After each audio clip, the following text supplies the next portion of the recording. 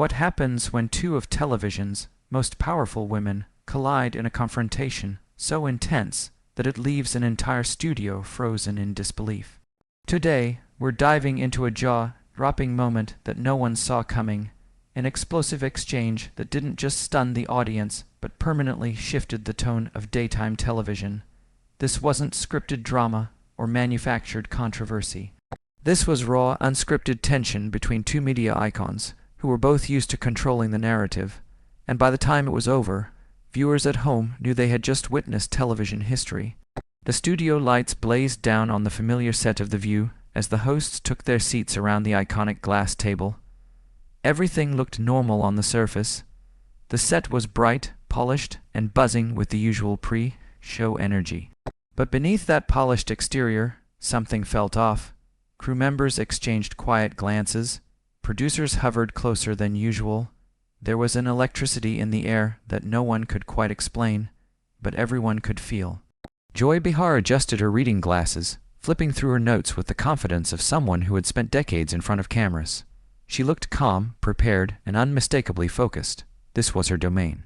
Across the table, Whoopi Goldberg settled into her moderator's seat, offering a relaxed smile to the audience while subtly scanning her co-hosts, as if sensing that today might not be business as usual. Then came the announcement, "Ladies and gentlemen, please welcome our very special guest, media mogul, philanthropist, and global icon Oprah Winfrey." The studio erupted in thunderous applause. The audience rose to its feet as Oprah walked onto the set with her signature grace and composure. She wore a crisp white blazer that seemed to glow under the studio lights, her presence commanding attention without effort. Oprah didn't need to raise her voice or make grand gestures. Her authority was quiet, earned, and undeniable. She waved warmly to the crowd before taking her seat in the guest chair. Whoopi leaned forward, genuinely smiling. "Oprah, it's so wonderful to have you here with us today." "Thank you, Whoopi," Oprah replied, her trademark smile lighting up the room. "It's always a pleasure to be here with you ladies." For a moment, everything felt warm and celebratory, until Joy leaned forward. "Oprah," Joy began, her tone noticeably sharper, "I have to ask you about something that's been bothering me for quite some time." The shift was immediate. The room seemed to cool. Oprah's smile remained, but her eyes sharpened with focus. "My recent interview special," Joy continued, "gave a platform to some pretty controversial figures, and frankly, it didn't seem like you challenged them at all on some deeply problematic statements." A collective breath was held across the studio. Oprah tilted her head slightly, her voice calm but measured. "I'm sorry, Joy, but I'm not sure I follow what you're getting at. Could you be more specific?" Joy didn't hesitate. "You know exactly which interview I'm talking about." She shot back, her voice gaining an edge. "The one where you sat there nodding along while your guest made claims that were completely unfounded and potentially harmful to millions of people." The other hosts shifted uncomfortably in their chairs. Sunny Hostin looked like she wanted to jump in, but couldn't find an opening. Sarah Haynes stared straight ahead, frozen. Even Whoopi, normally unflappable, went silent. Oprah straightened in her chair. "Joy," she said evenly, "I think you're mischaracterizing what happened. My role as an interviewer is to create a space where people feel safe enough to share their truth, even when that truth is uncomfortable." "Their truth," Joy interrupted, her voice rising. "There's a difference between someone's truth and actual facts. When misinformation is spread and you sit there smiling and nodding, you're giving legitimacy to dangerous ideas." The audience was completely silent now. No coughing, no whispers, just the hum of studio lights and the weight of the moment pressing down on everyone in the room. Oprah's voice remained calm, but something unmistakable hardened beneath the surface. "Joy, I've been doing this work for over 4 decades, she said. "I understand the responsibility that comes with a platform. What you're describing isn't journalism, it's advocacy, and there is a difference." Joy's face flushed red. "Don't you dare lecture me about journalism," she snapped. "I've been in this business long enough to recognize when someone is hiding behind false neutrality, just to avoid taking a stand on issues that actually matter." Gasps rippled through the audience. This wasn't a debate anymore. It was a reckoning. Whoopi finally leaned forward, opening her mouth as if to intervene, but then stopped. She seemed to sense that stepping in might only make things worse. For the first time, the table that usually buzzed with overlapping opinions sat in complete stillness. Oprah held Joy's gaze, unblinking. "I'm not avoiding anything," Oprah said quietly. "I trust my audience to think critically. I don't tell them what to believe. I invite them to listen." Joy shook her head, and that's exactly the problem. The tension hung thick in the air as the cameras kept rolling, capturing a moment no producer could have planned and no audience member would forget. This wasn't just an argument between two women. It was a clash of philosophies, of power, of what responsibility in media truly means. And by the time the segment ended, one thing was clear. Daytime television would never feel quite the same again. Even the camera operators seemed momentarily mesmerized by the intensity of what was unfolding in front of them. Normally trained to remain detached observers, they found themselves lingering on close-ups longer than usual, instinctively sensing that this was no ordinary exchange. This was the kind of unscripted moment producers both feared and secretly hoped for, the kind that couldn't be edited away, no matter how uncomfortable it became. Oprah leaned back slowly in her chair, her posture shifting as her expression transformed from polite surprise into something sharper, more resolute. The warmth that usually radiated from her had cooled, replaced by a focused intensity that commanded attention without raising her voice. "False neutrality," Oprah said deliberately. "Joy, with all due respect, I think you've lost sight of what real journalism actually looks like." Her words landed with precision. "Journalism isn't about pushing an agenda," Oprah continued, her tone steady but firm. "It's not about forcing your guests to conform to your personal world. It's about asking the right questions, and then allowing people the space to reveal themselves. Joy let out a sharp, humorless laugh that echoed uncomfortably through the studio. "The only thing your interview revealed was that you're more interested in ratings than truth." A ripple of shock passed through the audience. "You used to stand for something, Oprah." Joy pressed on, her voice tightening with emotion. What happened to the woman who wasn't afraid to challenge power, the woman who asked the questions no one else would? The words hung in the air like a gauntlet thrown at Oprah's feet. For the first time since the confrontation began, Oprah's composure showed the slightest crack. Her eyes narrowed and the corners of her mouth stiffened, not in anger, but in restrained disbelief. "I think you have some nerve," Oprah said slowly, sitting there questioning my integrity and my commitment to truth. "I have nerve," Joy shot back. She pushed her chair back and stood up abruptly, the movement sharp enough to make producers in the control room leap to their feet. Through the glass, frantic hand gestures signaled camera operators to stay wide, to keep rolling, to capture every second of what was rapidly escalating. "You're the one who's lost touch with reality, Oprah," Joy said, her voice rising. "You've become so obsessed with being liked by everyone that you've forgotten how to stand up for anything meaningful." The studio fell into a complete and unnatural silence. No applause, no murmurs, just the low mechanical hum of cameras still rolling, and the collective breath of an audience that knew they were witnessing something extraordinary and deeply uncomfortable. Then, slowly, Oprah stood. She rose with deliberate calm, her full height and commanding presence instantly filling the screen. The camera adjusted instinctively, as if the lens itself recognized the gravity of the moment. Standing face to face across the table, the two media titans created a visual that would soon dominate headlines, timelines, and endless social media debates. This wasn't just a disagreement. It was a collision. Oprah's voice dropped not to shout, but to a controlled whisper that somehow carried more weight than any raised voice ever could. "Joy," she said quietly, "I need you to think very carefully about what you're saying right now." The room leaned in. "You're accusing me of abandoning my principles on national television, in front of millions of people." Oprah continued. "Is that really the hill you want to die on today?" Joy's hands trembled slightly at her sides, the adrenaline impossible to hide. But her resolve did not waver. Her voice, though tight, was unwavering. "Yes, Oprah, it is," she said, "because someone needs to call you out." The audience gasped. "You used to be fearless," Joy went on. "You built book clubs that mattered. You exposed corruption. You gave a voice to people who were never heard before. You challenged systems that were designed to silence the powerless." Joy shook her head slowly. "Now," she continued, "now you're just another celebrity interviewer who's afraid to ruffle feathers, afraid to offend, afraid to lose access. Afraid. Oprah's eyebrows shot upward, and a dangerous, knowing smile flickered across her face. Brief, controlled, unmistakable. "Joy," Oprah said calmly, "you clearly don't know me as well as you think you do." The temperature in the studio felt like it dropped another 10 degrees. "I am not afraid of anything," Oprah continued, "especially not criticism from someone who has built a career out of cheap shots and surface-level commentary." The reaction was instant. A collective gasp burst from the audience, loud enough to register clearly through the microphones.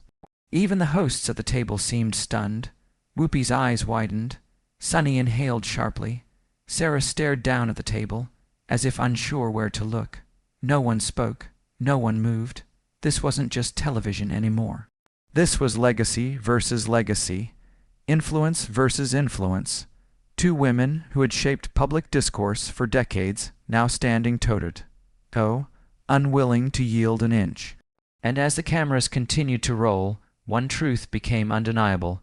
This moment would be replayed, dissected, debated, and remembered, not because of who won the argument, but because of what it revealed about power, truth, and the price of having a platform in a divided world. Whoopi Goldberg finally found her voice, leaning forward with both palms raised in a clear attempt to de-escalate the situation. Her tone was calm but urgent, the voice of someone who had seen enough live television disasters to know when things were spinning out of control. "Ladies," she said carefully, "maybe we should all take a breath here." For a brief moment, it seemed like the confrontation might pause, but then Oprah lifted her hand, without breaking eye contact with Joy. "And no, Whoopi," Oprah said firmly, "I think it's time we actually had this conversation." The words landed with unmistakable finality. "Joy wants to talk about principles," Oprah continued, her voice steady but razor-sharp. "So let's talk about principles. Let's talk about how she sits at this table every single day, throwing stones at people, while hiding behind the safety of a group dynamic." The effect was immediate. Joy's face drained of color so quickly it was almost shocking. One moment flushed with anger, the next pale with disbelief. "Hiding?" Joy snapped. "I'm not hiding from anything. I say exactly what I think, and I stand by it. That's more than I can say for you these days. You say what you think." Oprah repeated, letting out a short, cold laugh that carried no humor at all. "Joy," she said slowly, "you say what gets you attention. You say what keeps you relevant in a world that has already moved past your brand of commentary." The studio felt like it might implode. "When was the last time," Oprah continued, her tone tightening, "that you had an original thought that wasn't designed purely to create controversy?" The other hosts looked like they wanted to disappear into their chairs. Sarah Haynes sat stiffly, her hands clasped tightly in her lap, eyes darting between Oprah and Joy with visible discomfort. Sunny Hostin kept glancing toward the control room, clearly hoping, almost praying, that someone would cut to commercial, pull a fire alarm, do anything to stop what was unfolding, but the cameras kept rolling.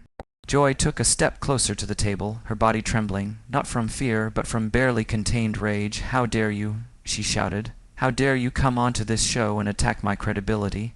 You don't know what you're talking about, don't I?" Oprah replied quietly. She moved around the table with deliberate slowness, each step measured, calculated, and impossible to ignore. The audience watched in stunned silence as she closed the physical distance between them, not aggressively, but unmistakably asserting control of the moment.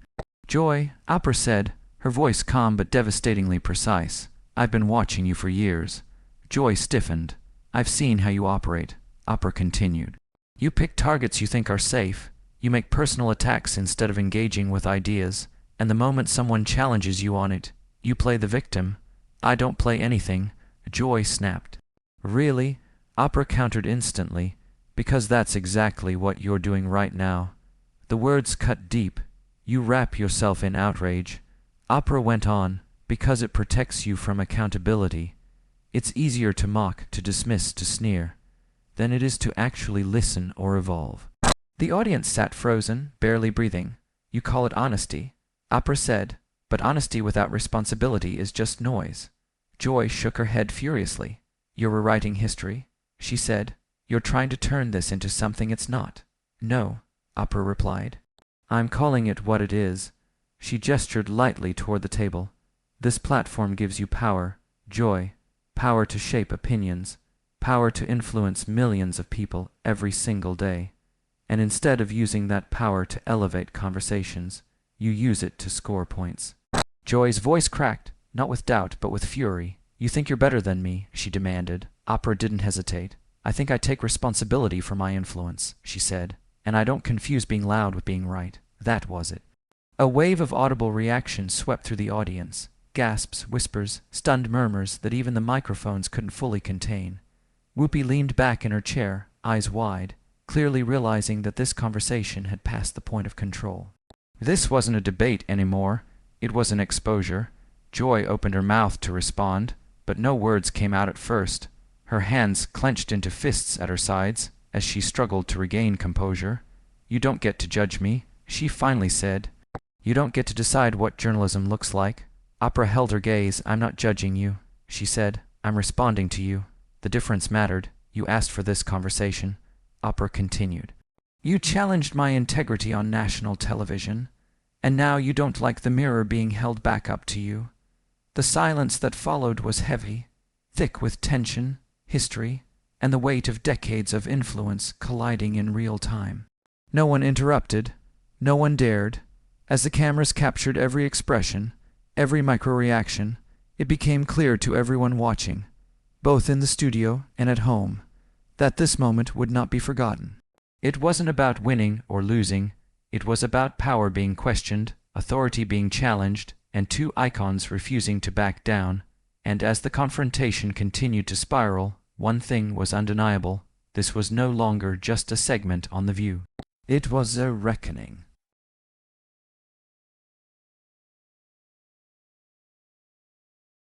Sarah Haynes shifted uncomfortably in her seat, the tension finally pushing her to speak. Her voice was cautious, almost fragile, as if she feared even the slightest misstep could reignite the firestorm.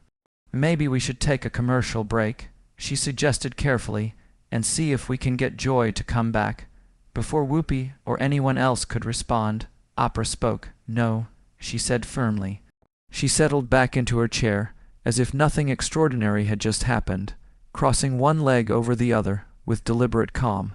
The contrast between her composure and the chaos she had just unleashed was startling. "Joy doesn't want to come back," Oprah continued, "and frankly, I don't think she should. This conversation needed to happen. I'm glad it did." Sunny Hostin leaned forward tentatively, choosing her words with care. "Oprah," she said, "don't you think that exchange was a little harsh? Joy has been part of this show for a very long time." Oprah smiled, but it wasn't the familiar, comforting smile audiences had come to expect.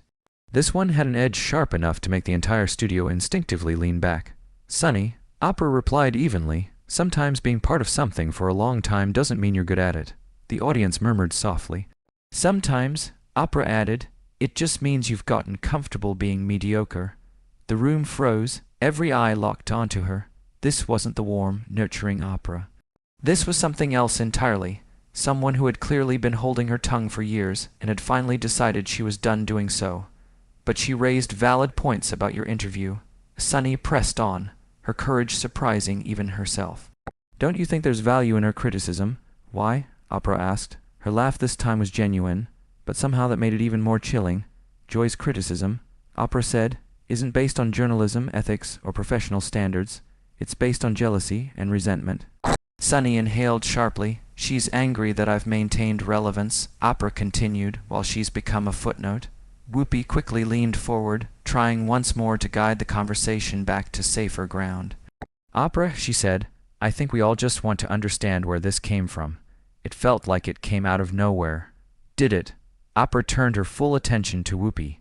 Even the veteran host, normally unshakable, seemed to shrink slightly under the intensity of Oprah's gaze.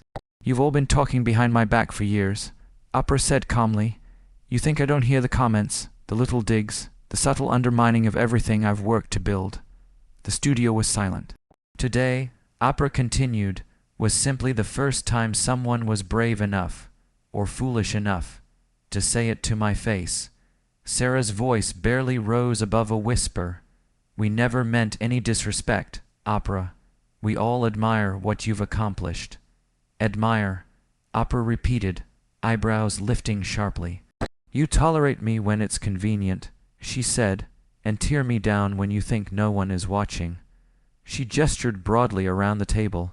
The difference is, I actually accomplished something with my platform, instead of just using it to complain about other people's work. Behind the cameras, the control room descended into chaos. Producers whispered urgently into headsets, hands flying over switches. Cut to commercial. Stay live. The ratings were undoubtedly exploding. But this was far beyond anything they'd prepared for. You know what the real problem is, Oprah continued, her voice gaining momentum like a freight train. You've all gotten so comfortable in this bubble that you've forgotten what real television looks like. You've forgotten what it means to actually challenge people, rather than just perform outrage for the cameras. Whoopi made one last attempt to regain control. Oprah, I think maybe we should— No, Whoopi, Oprah said, holding up her hand. Let me finish. The authority in her voice was absolute. Joy wanted to question my principles, Oprah said, so let me tell you about principles. She stood again, her presence somehow filling even more space than before. Principles aren't about being the loudest voice in the room. They're not about attacking people because it earns applause. Principles are about consistency, about building something that lasts, about using influence to make an actual difference, rather than just making noise. The audience was completely silent now. Joy Behar just proved everything I've always believed about this show, Oprah said, when faced with real criticism, when challenged to defend her positions with something more substantial than clever one-liners and righteous indignation. She ran. A pause.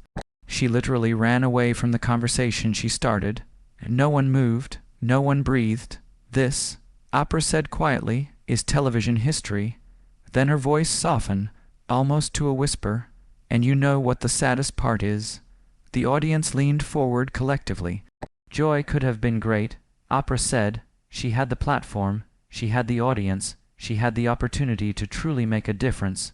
She shook her head slowly, but instead of rising to the moment, she chose to play it safe. She chose bitterness over growth, comfort over courage. Sunny tried once more to defend her absent colleague. Oprah, Joy has advocated for a lot of important causes over the years. Has she? Oprah turned sharply. Or has she just talked about them? She asked. There's a difference between advocacy and performance, between doing the work and just talking about the work. Silence stretched again, heavy, unavoidable. Finally, Whoopi cleared her throat. Well, she said carefully, I think this has certainly been one of our most memorable shows. Oprah smiled. For the first time since the confrontation began, the smile seemed genuine. Memorable is one word for it, Whoopi, she replied. Educational might be another. She turned toward the camera, addressing the audience directly. Sometimes, Oprah said calmly, the most important conversations are the most uncomfortable ones. Sometimes real change only happens when someone is willing to tell the truth, even when that truth is difficult to hear. She picked up her purse and stood gracefully.